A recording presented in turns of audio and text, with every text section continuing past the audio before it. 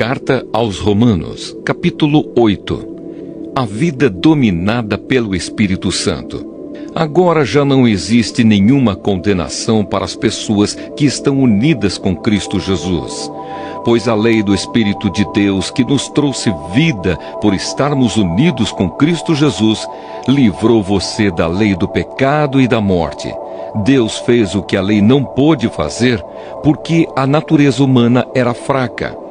Deus condenou o pecado na natureza humana, enviando o seu próprio Filho, que veio na forma da nossa natureza pecaminosa, a fim de acabar com o pecado. Deus fez isso para que as ordens justas da lei pudessem ser completamente cumpridas por nós, que vivemos de acordo com o Espírito de Deus e não de acordo com a natureza humana. Porque as pessoas que vivem de acordo com a natureza humana têm a sua mente controlada por essa mesma natureza. Mas as que vivem de acordo com o Espírito de Deus têm a sua mente controlada pelo Espírito.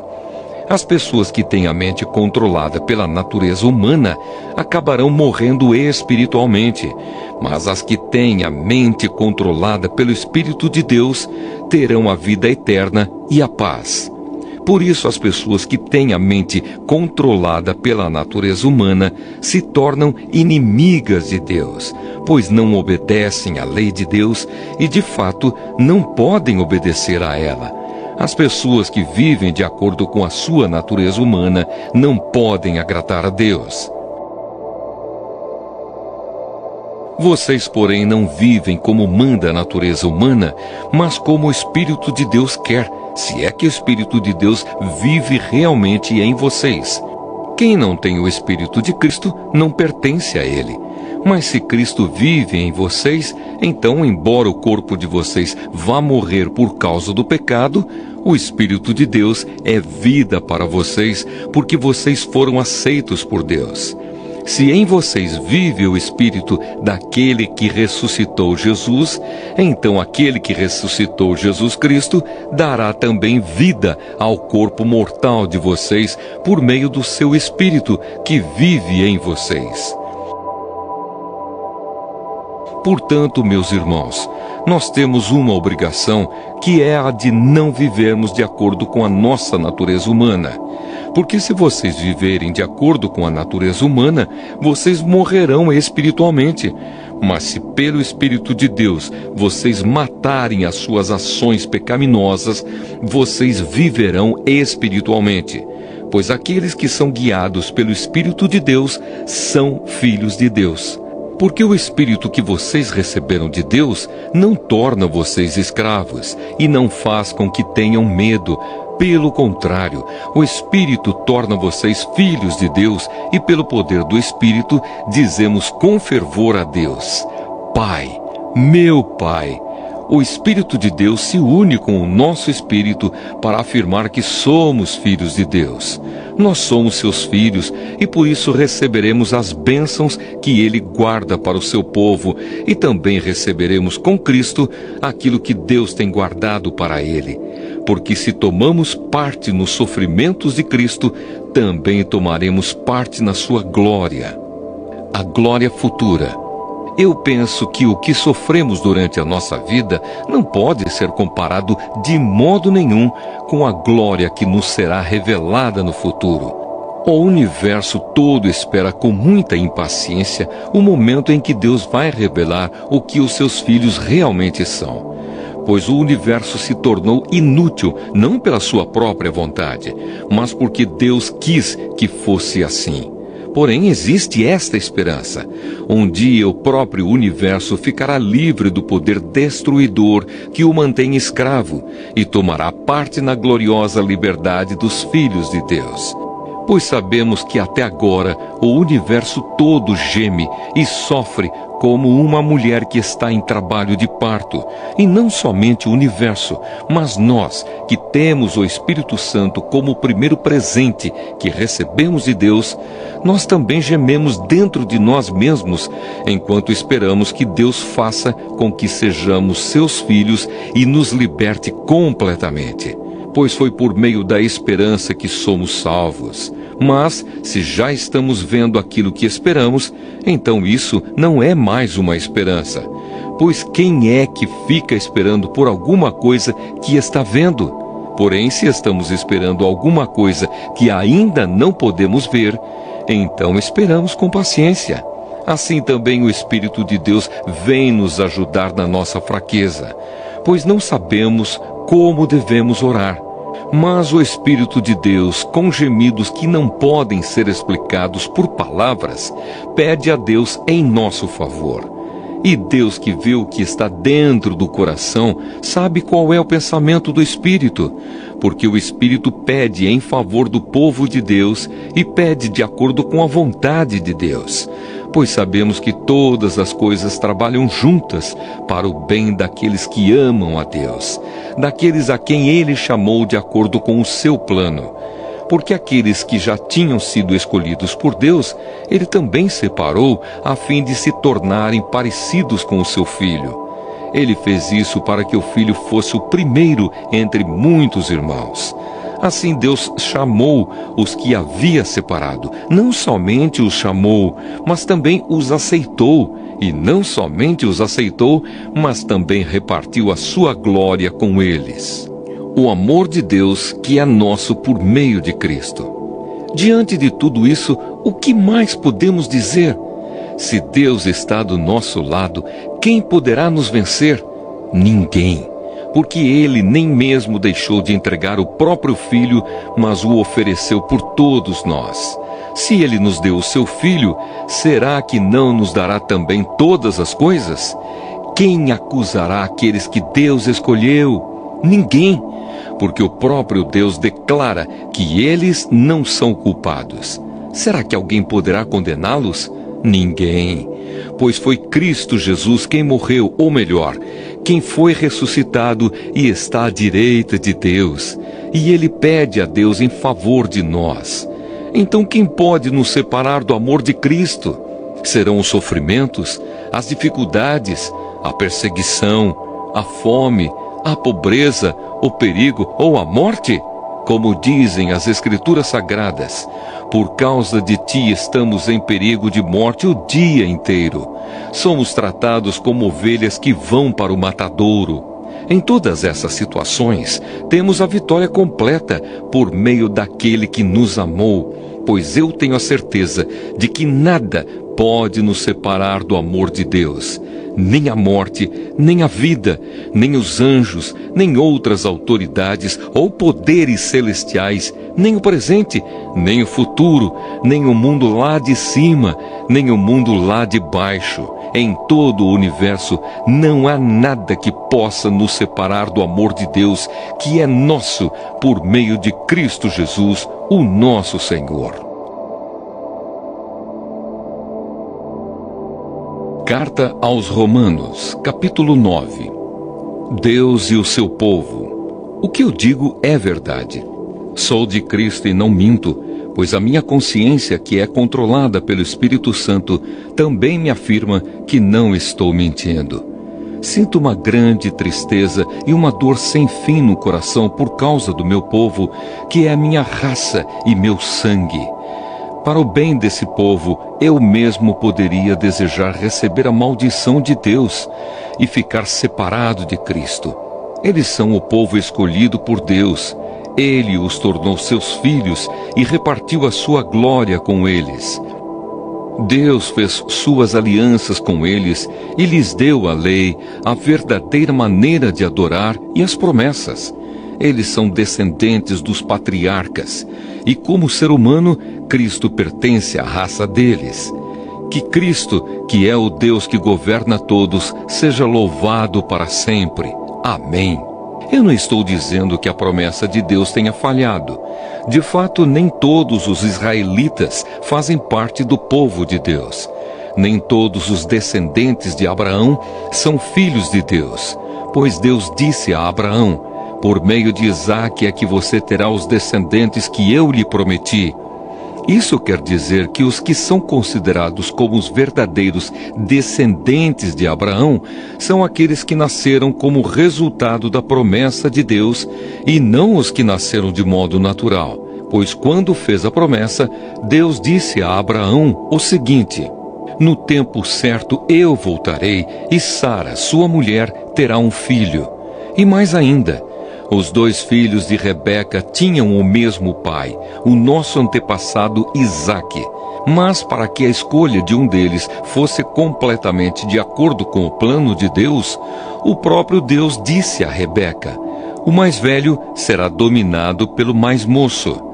Disse isso antes de eles nascerem e antes de fazerem qualquer coisa boa ou má. Assim ficou confirmado que é de acordo com o seu plano que Deus escolhe aqueles que Ele quer chamar, sem levar em conta o que eles tenham feito. Como dizem as Escrituras Sagradas: eu escolhi Jacó, mas rejeitei Esaú. O que vamos dizer então? Que Deus é injusto? De modo nenhum, pois Ele disse a Moisés: terei misericórdia de quem eu quiser, terei pena de quem eu desejar. Portanto, tudo isso depende não do que as pessoas querem ou fazem, mas somente da misericórdia de Deus. Porque, como está escrito nas Escrituras Sagradas, Deus disse a Faraó: foi para isto mesmo que eu pus você como rei, para mostrar o meu poder e fazer com que o meu nome seja conhecido no mundo inteiro. Portanto, Deus tem misericórdia de quem Ele quer e endurece o coração de quem Ele quer. A ira e a misericórdia de Deus. Algum de vocês vai me dizer: se é assim, como é que Deus pode encontrar culpa nas pessoas? Quem pode ir contra a vontade de Deus? Mas quem é você, meu amigo, para discutir com Deus? Será que um pote de barro pode perguntar a quem o fez: por que você me fez assim? Pois o homem que fez o pote tem o direito de usar o barro como quer. Do mesmo barro, ele pode fazer 2 potes, um pote para uso especial e outro para uso comum. E foi isso que Deus fez. Ele quis mostrar a sua ira e tornar bem conhecido o seu poder. Assim suportou com muita paciência os que mereciam o castigo e que iam ser destruídos. Ele quis também mostrar como é grande a sua glória que Ele derramou sobre nós, que somos aqueles de quem Ele teve pena e a quem Ele já havia preparado para receberem a sua glória. Pois nós somos aqueles que Deus chamou, não somente os que são judeus, mas também os não-judeus. Isso é o que Ele diz no livro de Oséias: aqueles que não eram meu povo, eu chamarei de meu povo. A nação que eu não amava, chamarei de minha amada. E no mesmo lugar onde foi dito: vocês não são o meu povo, ali eles serão chamados de os filhos do Deus vivo. E Isaías disse a respeito de Israel: mesmo que o povo de Israel seja tão numeroso como os grãos de areia da praia do mar, somente alguns deles serão salvos. Pois o Senhor julgará logo e de uma vez o mundo inteiro. Como o próprio Isaías tinha dito antes: se o Senhor Todo-Poderoso não nos tivesse deixado alguns descendentes, seríamos agora como a cidade de Sodoma, estaríamos destruídos como Gomorra. O povo de Israel e o Evangelho. O que vamos dizer então? Vamos dizer isto: os não-judeus, que não procuravam ser aceitos por Deus, foram aceitos por meio da fé. Porém, o povo de Israel, que procurava uma lei para ser aceito por Deus, não encontrou o que estava procurando. E por que não? Porque eles procuravam alcançar isso por meio das suas ações e não por meio da fé. Eles tropeçaram na pedra de tropeço, como dizem as Escrituras Sagradas. Vejam, estou colocando em Sião uma pedra em que eles vão tropeçar, a rocha que vai fazê-los cair. Mas quem crer nela não ficará desiludido. Carta aos Romanos, capítulo 10.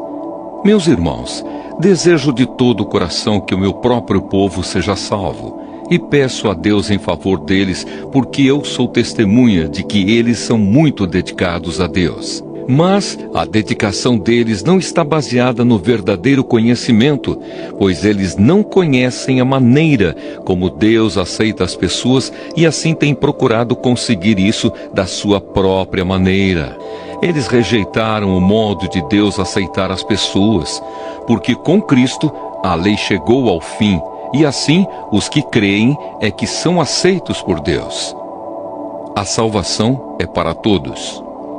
Pois o que Moisés escreveu a respeito de as pessoas serem aceitas por Deus pela obediência à lei foi isto: viverá aquele que fizer o que a lei manda.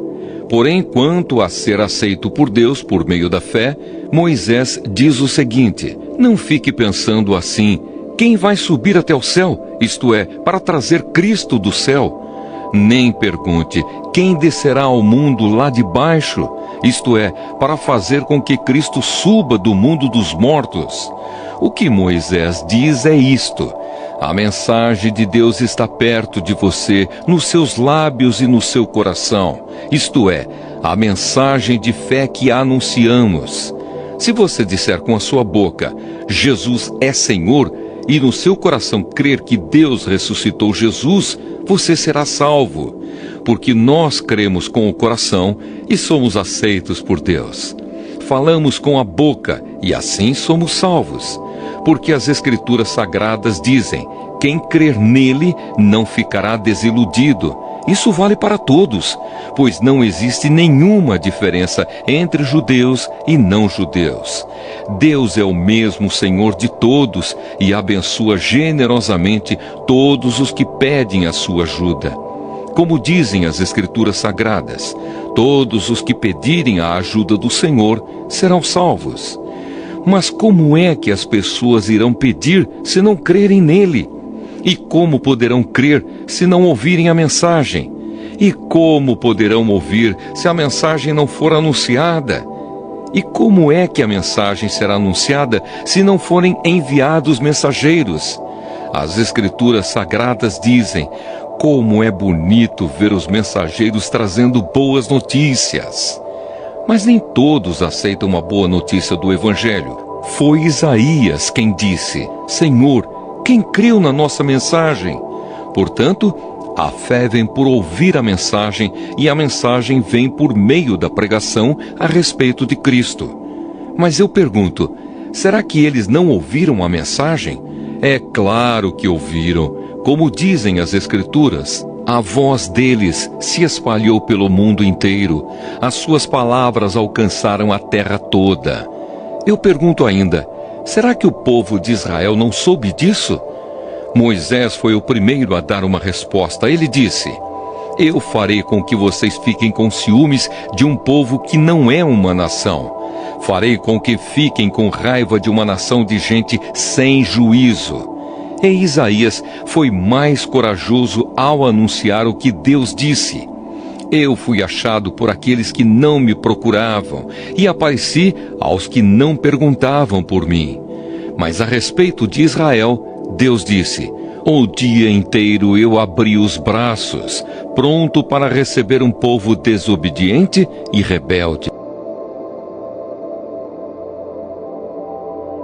Carta aos Romanos, capítulo 11. A misericórdia de Deus para com Israel. Então eu pergunto, será que Deus rejeitou o seu próprio povo? É claro que não. Eu mesmo sou israelita, descendente de Abraão e membro da tribo de Benjamim. Deus não rejeitou o seu povo que ele havia escolhido desde o princípio. Vocês sabem muito bem o que as Escrituras Sagradas dizem naquele trecho em que Elias acusa o povo de Israel diante de Deus.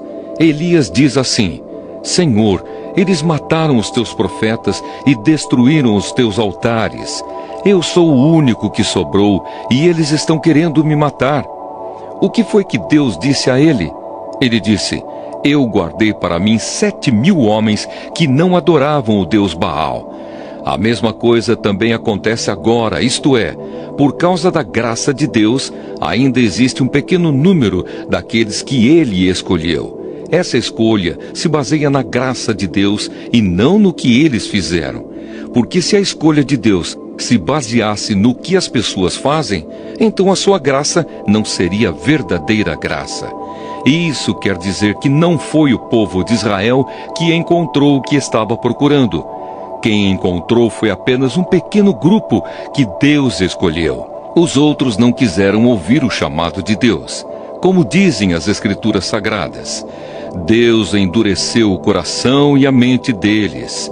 Deu-lhes olhos que não podem ver e ouvidos que não podem ouvir até o dia de hoje. E Davi disse: que nas suas festas eles sejam apanhados e enganados, que eles caiam e sejam castigados. Ó Deus, faze com que eles fiquem cegos e que fiquem sempre curvados debaixo do peso das suas dificuldades. Agora eu pergunto, quando os judeus tropeçaram, será que eles caíram para nunca mais se levantarem? É claro que não. Mas porque eles pecaram, a salvação veio para os não-judeus, para fazer com que os judeus ficassem com ciúmes deles. O pecado dos judeus trouxe grandes bênçãos para o mundo, e a sua pobreza espiritual trouxe ricas bênçãos para os não-judeus. Então, quando se completar o número de judeus que voltarão para Deus, as bênçãos serão muito maiores ainda. A salvação dos que não são judeus. Agora estou falando a vocês que não são judeus. Enquanto eu for o apóstolo dos não-judeus, teria orgulho do meu trabalho. Talvez eu possa fazer com que os que são da minha própria raça fiquem com ciúmes, e assim seja possível salvar alguns deles. Porque quando os judeus foram rejeitados, o resto do mundo se tornou amigo de Deus. O que acontecerá então quando eles forem aceitos? Os que estiverem mortos receberão a vida. Pois se o primeiro pão assado depois da colheita é dedicado a Deus, isso quer dizer que todos os outros pães também são dedicados a Ele. E se as raízes de uma árvore são oferecidas a Deus, os galhos também são dele. Alguns galhos da oliveira cultivada foram quebrados, e um galho de oliveira brava foi enxertado nela. Pois vocês, os não-judeus, são como aquela oliveira brava, e agora tomam parte na força e na riqueza espiritual dos judeus. Portanto, vocês não devem desprezar os galhos que foram quebrados. Como é que vocês podem estar orgulhosos? Vocês são somente galhos, não são vocês que sustentam a raiz. É a raiz que sustenta vocês. Porém, vocês dirão: sim, mas os galhos foram quebrados a fim de darem lugar para nós. Isso é verdade. Mas lembrem que eles foram quebrados porque não creram. No entanto, vocês continuam na oliveira porque creem. E não tenham orgulho disso. Pelo contrário, tenham medo. Se Deus não deixou de castigar os judeus, que são como galhos naturais, vocês acham que Ele vai deixar de castigar vocês? Vejam como Deus é bom e também é duro. Ele é duro para os que caíram e bom para vocês, se continuarem sempre confiando na bondade dele. Senão, vocês também serão cortados. E se os judeus abandonarem a sua descrença, serão enxertados na oliveira cultivada, pois Deus pode enxertá-los de novo. Vocês, os não-judeus, são como aquele galho de oliveira brava que foi cortado e enxertado contra a natureza na oliveira cultivada. Os judeus são como essa oliveira cultivada. Portanto, para Deus, será muito mais fácil enxertar de novo na própria árvore deles esses galhos quebrados. A bondade de Deus para com todos. Meus irmãos, quero que vocês conheçam uma verdade secreta, para que não pensem que são muito sábios. A verdade é esta: a teimosia do povo de Israel não durará para sempre, mas somente até que o número completo de não-judeus venha para Deus. É assim que todo o povo de Israel será salvo. Como dizem as Escrituras Sagradas: o Redentor virá de Sião e tirará toda a maldade dos descendentes de Jacó. Eu, o Senhor, farei esta aliança com eles, quando tirar os seus pecados. Os judeus rejeitaram o Evangelho e por isso são inimigos de Deus para o bem de vocês, os não-judeus. Mas pela escolha de Deus, eles são amigos dele por causa dos patriarcas. Porque Deus não muda de ideia a respeito de quem ele escolhe e abençoa. Mas no passado, vocês, que não são judeus, desobedeceram a Deus. Porém, agora vocês receberam a misericórdia de Deus por causa da desobediência dos judeus. Assim, por causa da misericórdia que vocês receberam, os judeus agora desobedecem a Deus para que eles também possam receber agora a misericórdia dele. Pois Deus fez com que todos se tornassem prisioneiros da desobediência a fim de mostrar misericórdia a todos. Louvor a Deus! Como são grandes as riquezas de Deus! Como são profundos o seu conhecimento e a sua sabedoria! Quem pode explicar as suas decisões? Quem pode entender os seus planos? Como dizem as Escrituras Sagradas, quem pode conhecer a mente do Senhor? Quem é capaz de lhe dar conselhos? Quem já deu alguma coisa a Deus para receber dele algum pagamento? Pois todas as coisas foram criadas por ele e tudo existe por meio dele e para ele. Glória a Deus para sempre. Amém. Carta aos Romanos, capítulo 12. A nova vida no serviço de Deus. Portanto, meus irmãos, por causa da grande misericórdia divina, peço que vocês se ofereçam completamente a Deus como um sacrifício vivo, dedicado ao seu serviço e agradável a Ele. Esta é a verdadeira adoração que vocês devem oferecer a Deus.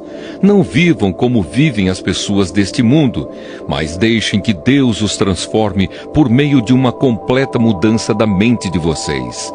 Assim vocês conhecerão a vontade de Deus, isto é, aquilo que é bom, perfeito e agradável a Ele.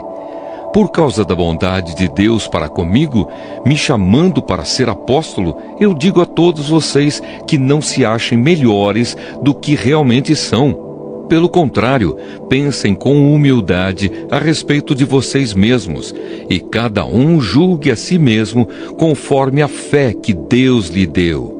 Porque assim como em um só corpo temos muitas partes, e todas elas têm funções diferentes, assim também nós, embora sejamos muitos, somos um só corpo por estarmos unidos com Cristo.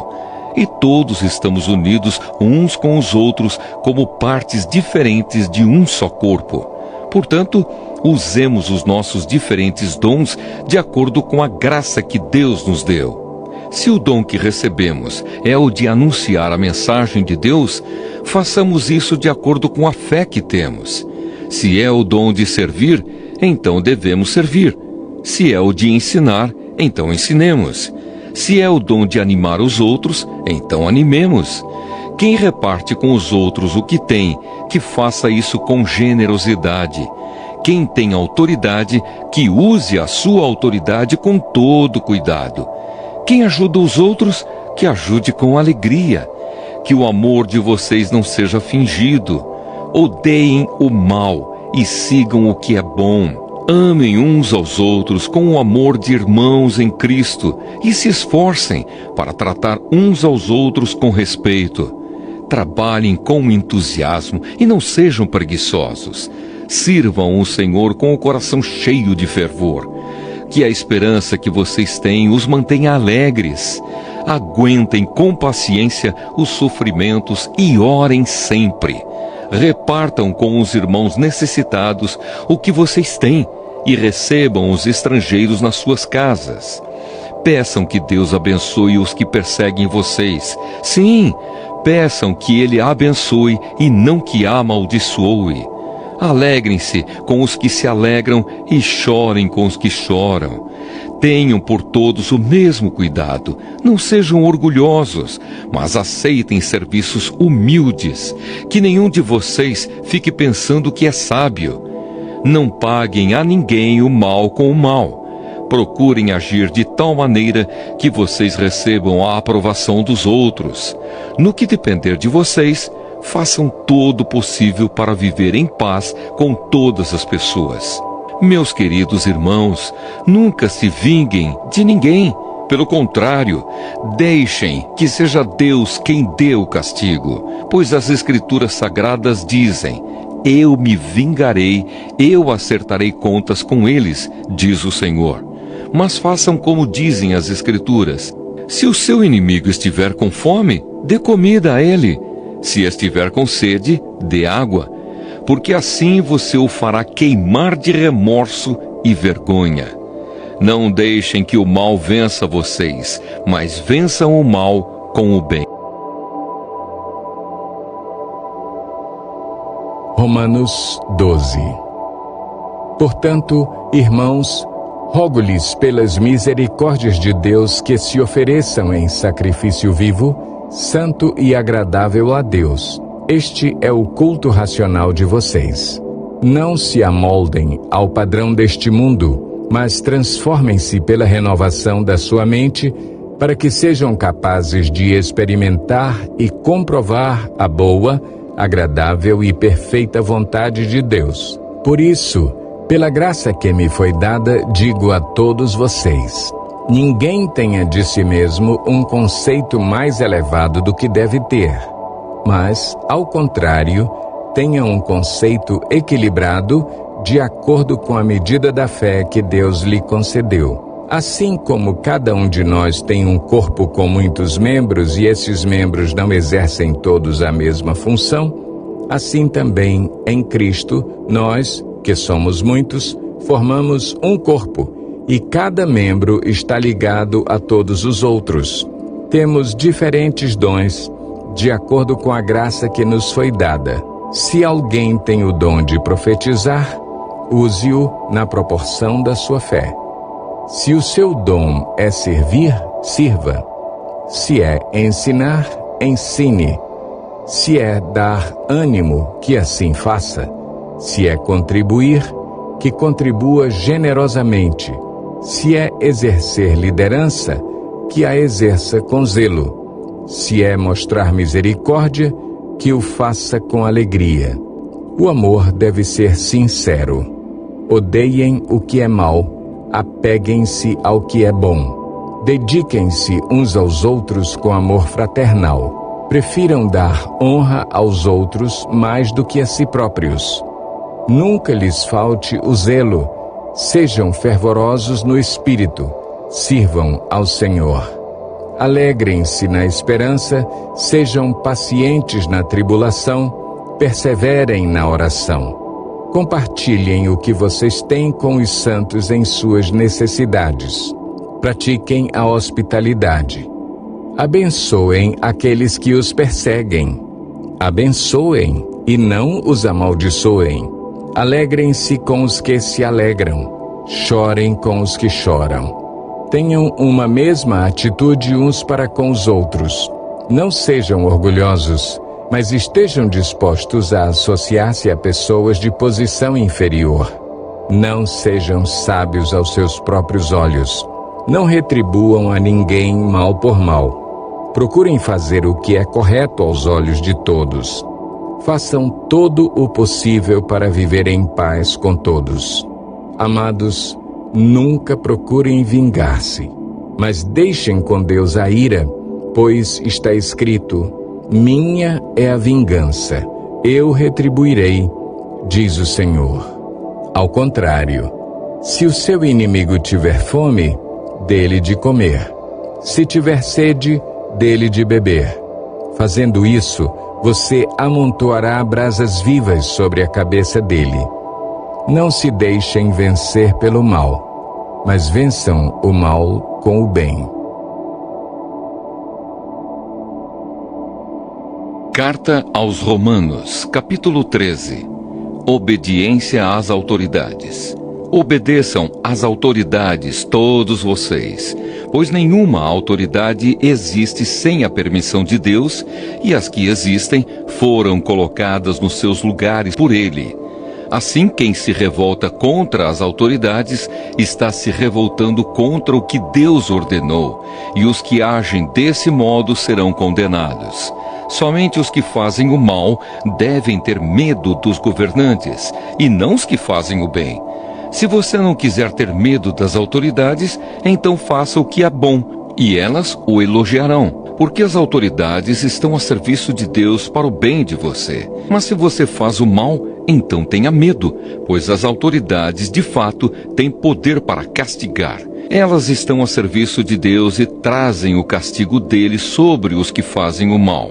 É por isso que você deve obedecer às autoridades, não somente por causa do castigo de Deus, mas também porque a sua consciência manda que você faça isso. É por isso também que vocês pagam impostos, pois quando as autoridades cumprem os seus deveres, elas estão a serviço de Deus. Portanto, paguem ao governo o que é devido, paguem todos os seus impostos e respeitem e honrem todas as autoridades. Amar uns aos outros. Não fiquem devendo nada a ninguém. A única dívida que vocês devem ter é a de amar uns aos outros. Quem ama os outros está obedecendo à lei. Os seguintes mandamentos: não cometa adultério, não mate, não roube, não cobice. Esses e ainda outros mais são resumidos num mandamento só. Ame os outros como você ama a você mesmo. Quem ama os outros não faz mal a eles. Portanto, amar é obedecer a toda a lei. Viver na luz do dia. Vocês precisam fazer todas essas coisas porque sabem em que tempo nós estamos vivendo. Chegou a hora de vocês acordarem, pois o momento de sermos salvos está mais perto agora do que quando começamos a crer. A noite está terminando e o dia vem chegando. Por isso paremos de fazer o que pertence à escuridão e peguemos as armas espirituais para lutar na luz. Vivamos decentemente como pessoas que vivem na luz do dia. Nada de farras ou bebedeiras, nem imoralidade ou indecência, nem brigas ou ciúmes, mas tenham as qualidades que o Senhor Jesus Cristo tem e não procurem satisfazer os maus desejos da natureza humana de vocês. Carta aos Romanos, capítulo 14. Não julgue os seus irmãos na fé. Aceitem entre vocês quem é fraco na fé, sem criticar as opiniões dessa pessoa. Por exemplo, algumas pessoas creem que podem comer de tudo, mas quem é fraco na fé come somente verduras e legumes. Quem come de tudo não deve desprezar quem não faz isso, e quem só come verduras e legumes não deve condenar quem come de tudo, pois Deus o aceitou. Quem é você para julgar o escravo de alguém? Se ele vai vencer ou fracassar, isso é da conta do dono dele, e ele vai vencer porque o Senhor pode fazê-lo vencer.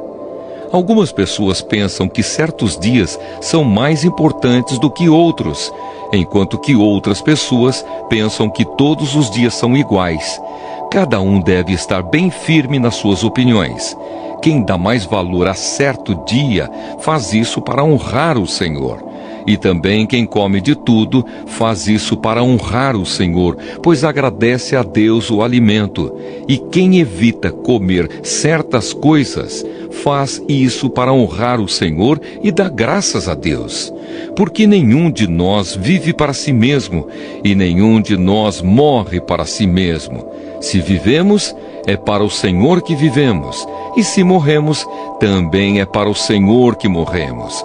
Assim, tanto se vivemos como se morremos, somos do Senhor, pois Cristo morreu e viveu de novo para ser o Senhor tanto dos mortos como dos vivos. Portanto, por que é que você, que só come verduras e legumes, condena o seu irmão? E você, que come de tudo, por que despreza o seu irmão? pois todos nós estaremos diante de Deus para sermos julgados por Ele. É isto que as Escrituras Sagradas dizem. Juro pela minha vida, diz o Senhor, que todos se ajoelharão diante de mim e todos afirmarão que eu sou Deus. Assim, cada um de nós prestará contas de si mesmo a Deus.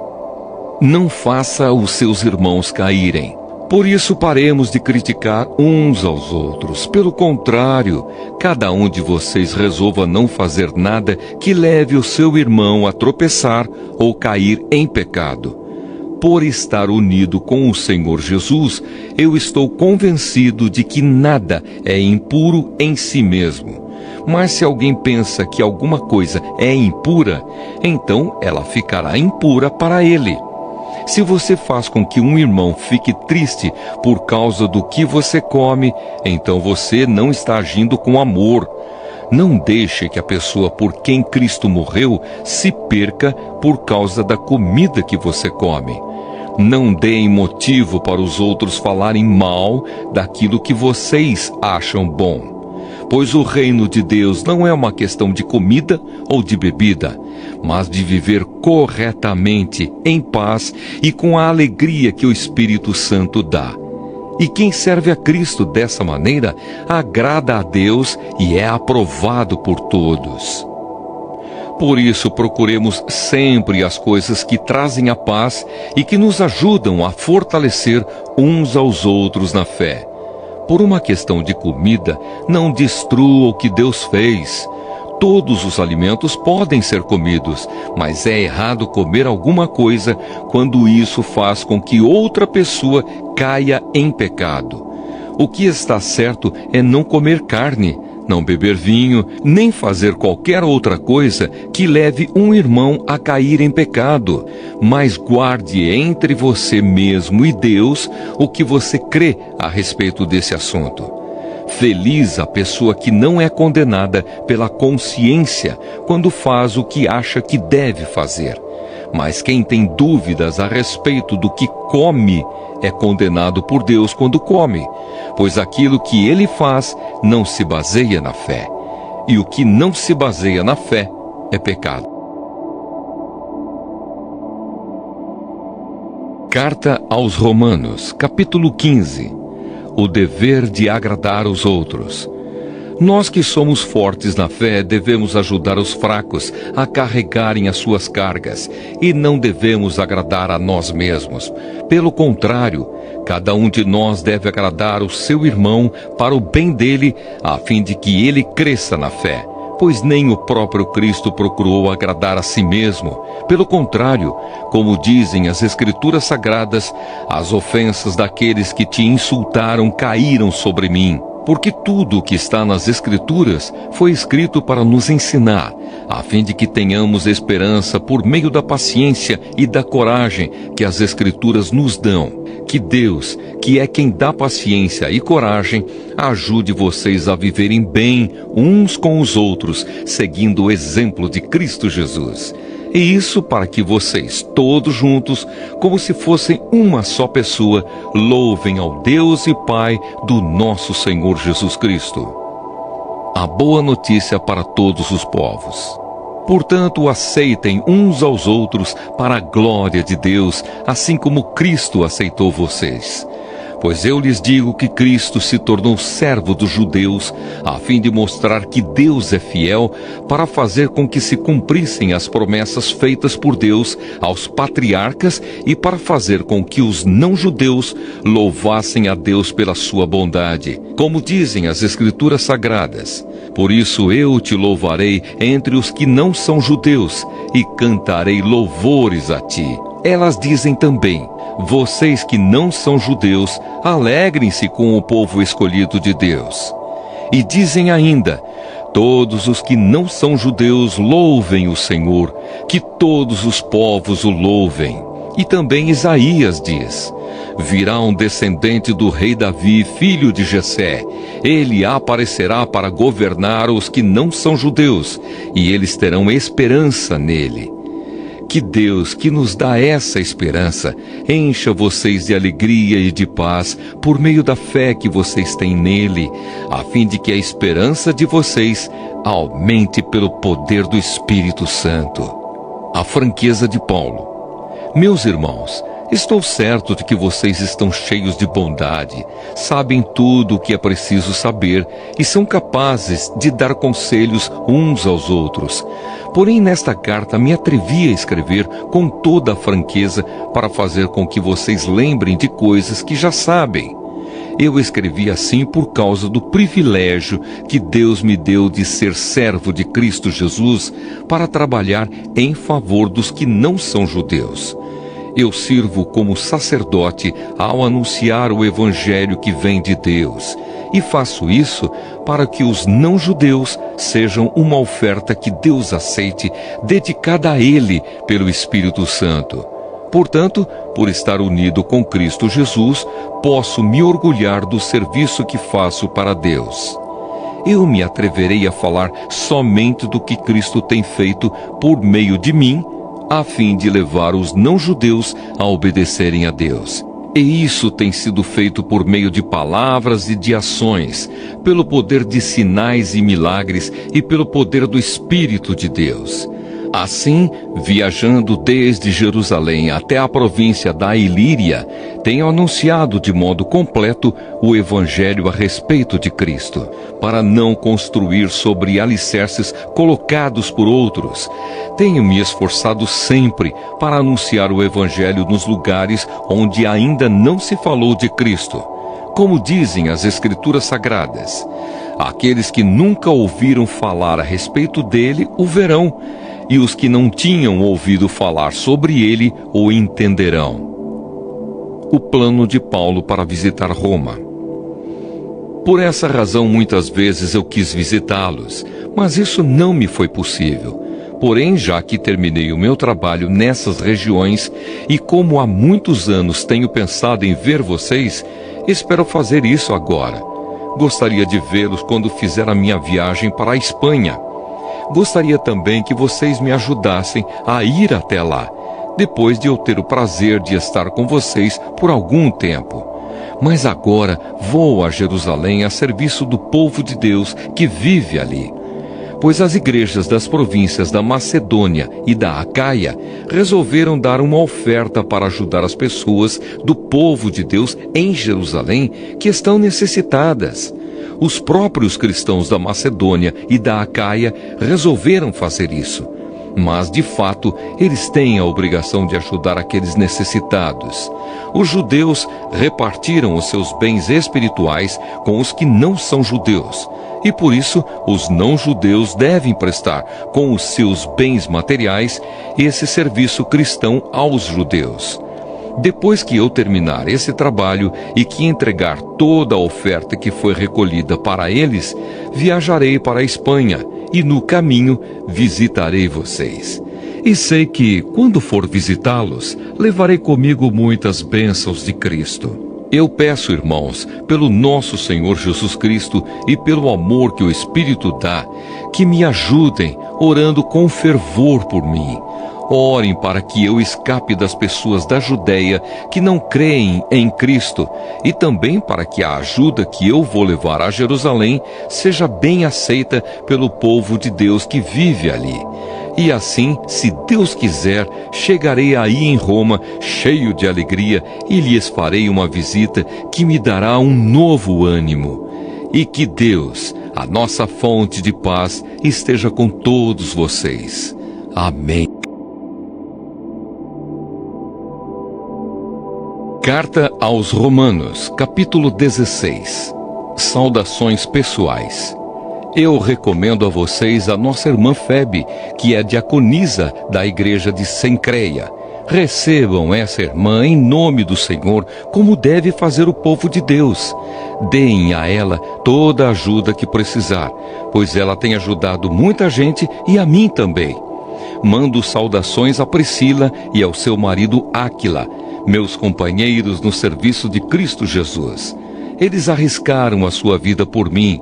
Sou muito agradecido a eles, e não somente eu, mas também todas as igrejas dos que não são judeus. Saudações também à igreja que se reúne na casa deles. Saudações ao meu querido amigo Epênito, que foi o primeiro a crer em Cristo na província da Ásia. Saudações a Maria, que tem trabalhado muito por vocês.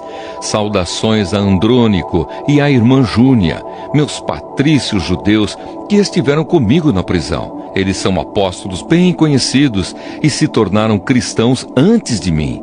Saudações a Ampliato, meu querido irmão no Senhor, e também a Urbano, nosso companheiro de trabalho no serviço de Cristo, e ao meu querido amigo Estaques. Saudações a Apeles, um irmão que tem dado muitas provas da sua fé em Cristo. Saudações ao pessoal da família de Aristóbulo. Saudações a Herodião, meu patrício judeu, e aos irmãos no Senhor da família de Narciso. Saudações a Trifena e a Trifosa, irmãs que trabalham no serviço do Senhor, e à minha querida amiga Pérside, que também tem trabalhado muito para o Senhor.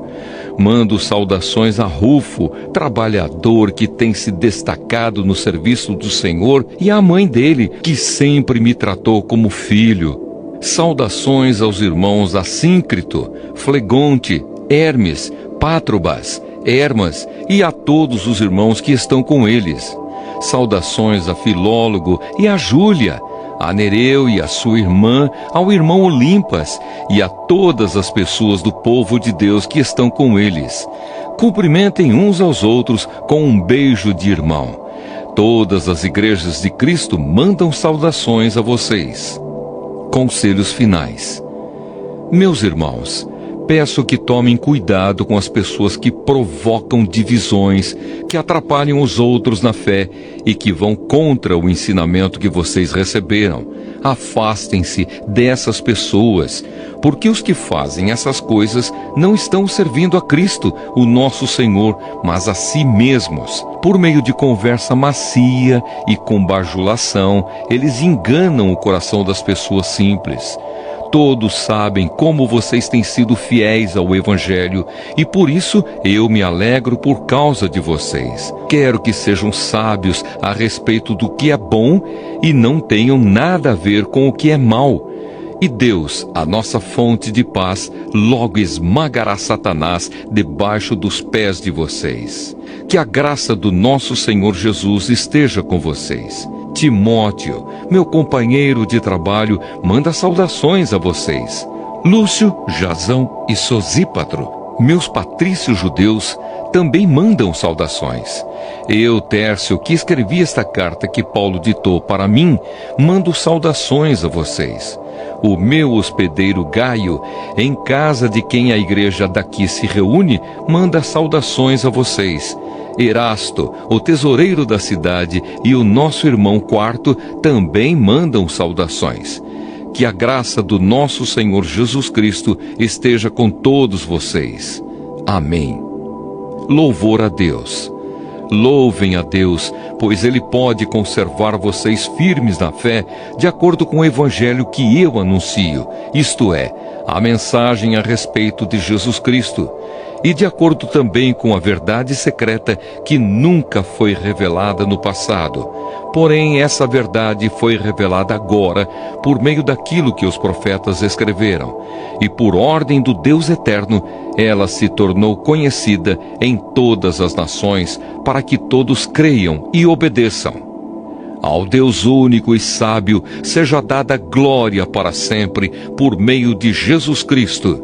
Amém.